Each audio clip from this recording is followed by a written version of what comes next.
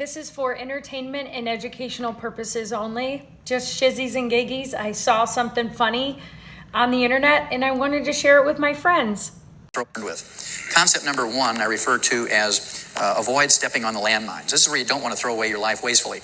You don't want to smoke. You don't want to abuse alcohol. Certainly don't do drugs. Don't jog down the highway at 2 o'clock in the morning wearing an all black ninja suit. You're going to get hit by a truck mirror, right? You don't want to jump out of a hot air balloon from 250 foot up with a 300-foot bungee cord. The math doesn't work out. Then there's a lot of crazy things people do. Lastly, I would say you want to avoid going to a medical doctor because given half a chance, they will kill you. Now, as flippant as this might sound to some of you, and I know there may be some health professionals in here tonight, and I applaud you for being here if you are. This happens to be from April 14th, 1996, the Sunday Supplement magazine, Parade magazine, many newspapers around America, and they did a whole special issue on when doctors are the problem.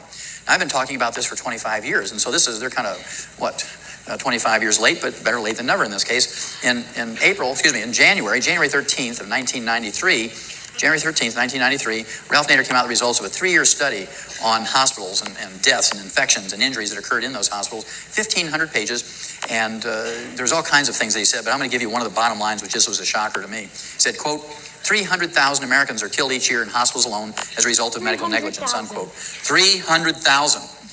To appreciate how big a figure that is, remember, he used the word killed. That means that somebody did something to them to dispatch them. They didn't just die accidentally. They were killed, according to Ralph Nader, not me. Let's compare that with 10 years of military operations in Vietnam.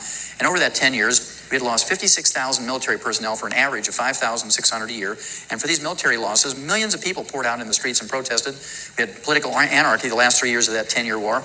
We chased a president out of the presidency, and God forgive us, we shot and killed American students in Kent State, Ohio, demonstrating against that war. This was for 5,600 military personnel a year.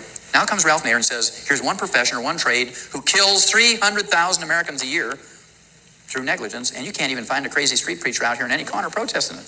Well, who is it that they kill? Is it just the homeless? They go under the bridges and things like that and get the homeless and take them to the teaching hospitals, take them down in the basements and practice on them?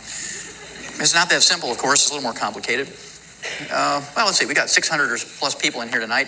How many of you remember Betsy Lehman? Anybody remember the name Betsy Lehman? Okay, not a single soul. I'm going to remind you who Betsy Lehman was. Just about a year ago, April of 1995, Betsy Lehman, who was the Pulitzer Prize-winning medical reporter from the Boston Globe, the second largest newspaper in America, 39 years old, developed breast cancer.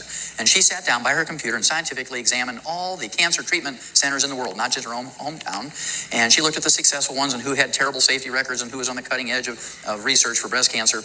And she chose the Dana-Farber Cancer Institute in Boston as her cancer treatment center. And she went in for her first and what turns out to be her last chemotherapy treatment. They killed her with a 16 times overdose. They gave her a 4-day dose every day for 4 days, and they killed her. Now, because she was famous, she was written up in Time magazine and in every newspaper in America because, again, she was a Pulitzer Prize-winning medical reporter for the Boston Globe. But remember, there were still 299,999 Americans killed in 1995 by the medical profession, according to Ralph Nader. She was just one that was highlighted. Now, this one here, I'm going to share this last one with you. And I want to absolve everybody involved with this presentation tonight, including the Civic Center and yourselves and any company involved and so forth. This is my own personal thing. And if anybody gets arrested, sued, or assassinated, it will be me. So you're absolved of any of this danger. You recognize this gal here as a photograph, a little fuzzy because I lifted it out of a magazine. And the reason why I like this photograph of Jackie Kennedy is that it was taken of her 3 days before she entered the hospital in New York for her first and what turned out to be her last chemotherapy treatment for cancer. She was taking a stroll in this picture in Central Park in New York on a brisk day with a friend, and she was diagnosed 6 months before her death as having non-Hodgkin's lymphoma, which is a type of cancer that normally takes 10, 12, 15 years to kill you. It's relatively painless, say, in comparison to pancreatic cancer, which can kill you in 3 to 6 months and be excruciatingly painful. And when she went in for her first chemotherapy treatment, there was no death watch on her because there was no anticipation she was going to die. After all, she had 10, 12, 15 years left to go. Goes in on Friday night. Tuesday, she's dead. And you're supposed to believe that Jackie Kennedy died of cancer. Well, as a pathologist and a clinician, I'll guarantee you, as sure as God made little green apples, Jackie Kennedy did not die of cancer. She died of an overdose of chemotherapy, just like Betsy Lehman. And if they can kill a Jackie Kennedy and they can kill a Betsy Lehman, and not a single thing happened to any of those doctors, they weren't sued, they weren't dismissed, their licenses weren't suspended, nothing happened to those clinics or hospitals, what chance does the average person out in the street have? Not very much. Now, here's another. Had they known about their other options for abnormal cells,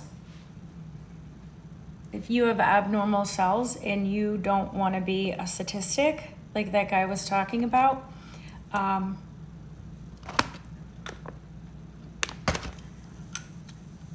20 milligrams of amygdalin, B17, are in each of these. You get 750 pieces. This is a very large bag. This is not just good for abnormal cells. This is good for your hair, your skin, your nails. Genesis 129, 126. I think it's 129.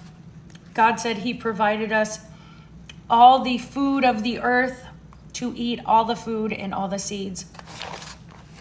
It's all edible. Let's get back to the basics and stop trusting people that are literally unaliving 300,000 people a year. And that was back in 1996. What do you think that number is now? For $24.99, it's worth every penny. Get your apricot seeds now.